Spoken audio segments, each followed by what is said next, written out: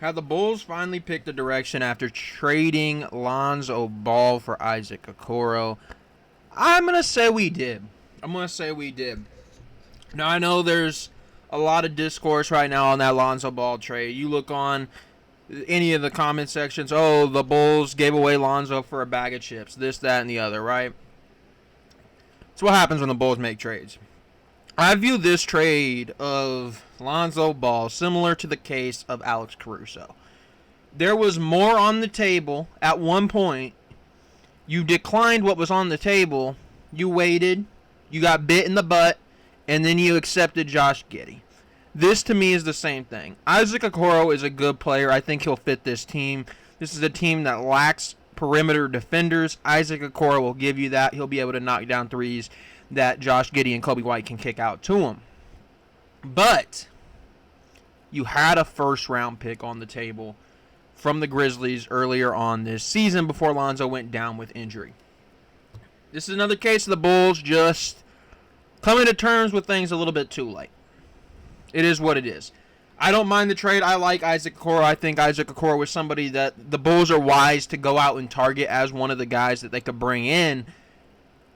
But with Lonzo, at one point there was more on the table. It's just the case. The Bulls are never going to trade their guys when they have their maximum value. This could be a case we're ending up to see next year with Kobe White.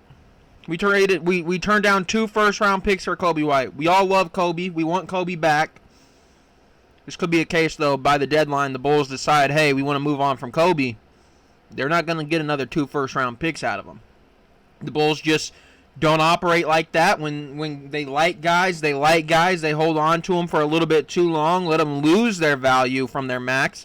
It's what the Bulls do. But to act like, in the comment sections of all these trade posts, to act like the Bulls didn't get anything for Lonzo Ball is crazy. The 4 years that Lonzo Ball has played here, he has yet to play a complete season. He has yet to play 100 games in the last 4 years. He can't stay healthy. He cannot stay healthy. Isaac Okoro is somebody that I look at. He's only 24 years old. You're trading Lonzo, I think, is either 27 or 28. He's going to be on the court.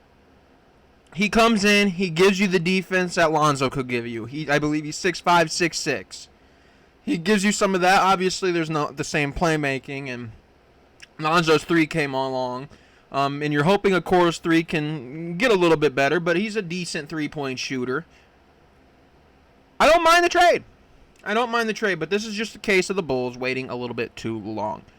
Now, yes, Okoro is the big news of the day for when it comes to the Chicago Bulls, but I think we also need to look at kind of everything else that is going around the Bulls. It is expected that Josh Giddey will be re-signed for about $30 million a year, which is about around where we expected it to be, and I'm okay with it. I don't think there's going to be any higher bidders to push the price up on us. We'll see if that happens. Free agency comes up here in the next couple days. But we assume to have Josh Giddey back. You have Kobe White. You have Ayo Dosunmu. You now have Isaac Okoro. You have Dalen Terry. You have Julian Phillips. You have Modest Buzelis. You have Patrick Williams. You have Noah Senge. You have Lachlan Olbrich. You have Stick Smith. You got Zach Collins. You got Nikola Vucevic. You got some other G League guys in there as well. Probably don't bring them back. The only piece left that doesn't really fit the youth movement in Chicago is Nikola Vucevic. Because you look at Zach Collins and Stick Smith, Zach Collins is a little bit older, but he's not taking anything away from you. Vooch will take some shots, obviously. He's still an all-star caliber player, and he probably would be an all-star if he was on a better team. Fortunately for him, though, he plays on the Bulls. He's the one thing that is kind of just, what do you do with? So the Bulls, they have one more big guy to move here in the offseason. I know we'd love to get rid of Patrick Williams and Javon Carter. I would even push for, hopefully, I don't know if they will participate in Summer League. There's been some rumors that Modest might. I'd push for Dalen Terry and Julian Phillips to play in the Summer League. I'd push for them to get out there. I would push for both of them early in the season to at least get some spot minutes off the bench, because Dalen Terry's contract's coming up, and Julian Phillips, you'll have a 4th year on him, But now you have kind of a logjam at the forward position where it was at the guard position. Lonzo, you had Kobe, you had Giddy, you had Trey Jones, who might now be returning to the Bulls after this news. Now you have a little bit of a forward logjam, which I think is easier to deal with because you have Io that could run some shooting guard. Isaac Okoro, you probably don't want to run shooting guard, but he can. Essengay, however you pronounce his last name. We'll get to know once Stacey King says it on broadcast 106 times in one game. But he's a guy that could run some small forward, power forward. Same thing with Buzelis. Lachlan Olbrich could probably run some power forward center. He's a little bit, I think he's about 6'10", not a true 7-footer, but he's somebody that might be able to run some center. Has a decent low post game. Stick Smith could run some power forward and center. Zach Collins can run some power forward and center. Vooch obviously is just a center. I think here the Bulls' number one plan in this offseason should be locking down the center position. Stick Smith and Zach Collins, they're all right. They should not be a part of your long-term plan at that position, though. They're all right, but neither are, in my opinion, neither's best position is center. I look at Zach Collins, I see more of a power forward. Same thing with Stick Smith. It is what it is there. I think you look at a team like the Suns, who really had nothing. They went out, they got Kaman Malawach. They somehow got Mark Williams on top of that. They also went and got Rasheer Fleming, who can play some small ball 5. I think the Bulls need to go find a big man this offseason. I don't know where they're going to find it, but that's the one thing that you really need to focus on.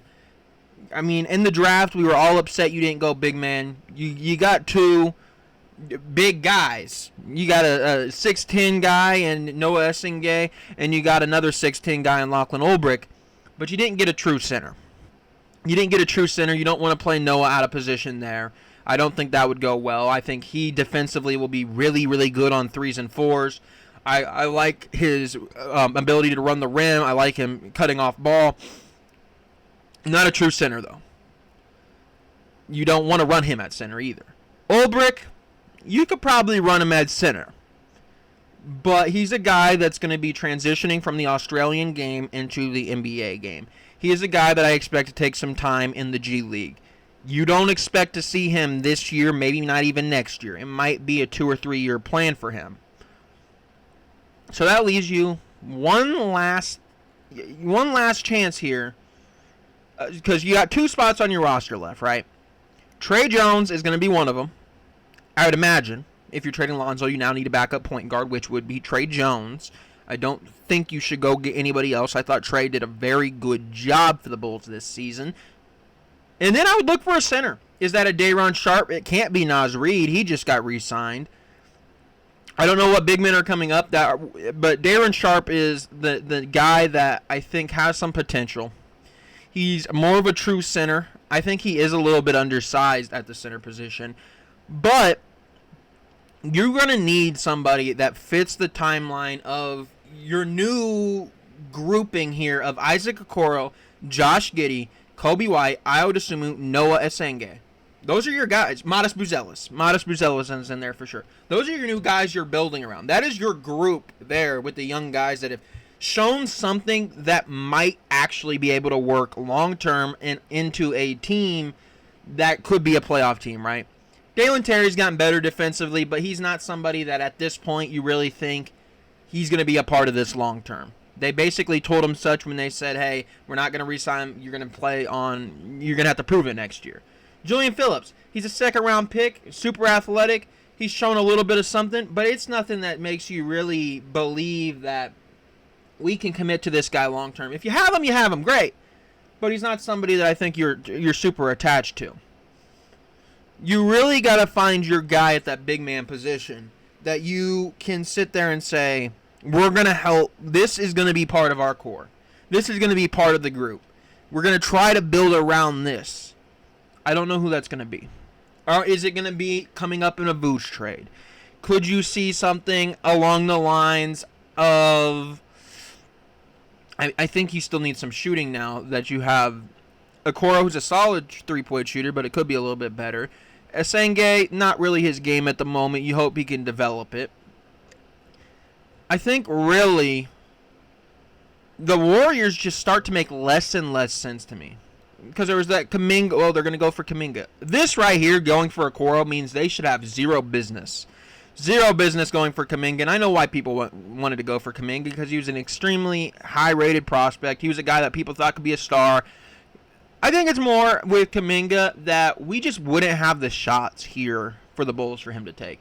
Because you look at Kobe, he's going to need to score. You look at Noah, if he's going to really develop, you expect him to score. Modest is going to need to score to really get the best out of them. You need a big man that can space the floor. And the Warriors have been kind of the focal point of the Vooch talks for such a long time that you just assumed he'd go to the Warriors. I look at the Warriors and their big men and what potential guys we could bring back. Trace Jackson-Davis fits our timeline, but he can't shoot the three ball. Come on, Looney. I mean, I think he's coming up in free agency, but he doesn't really fit what we need. They're not going to trade I think his name is Quentin Post, that guy that they had a good season with. They're not going to trade him. They had a good year with him. I think the Warriors are out of it. I really do.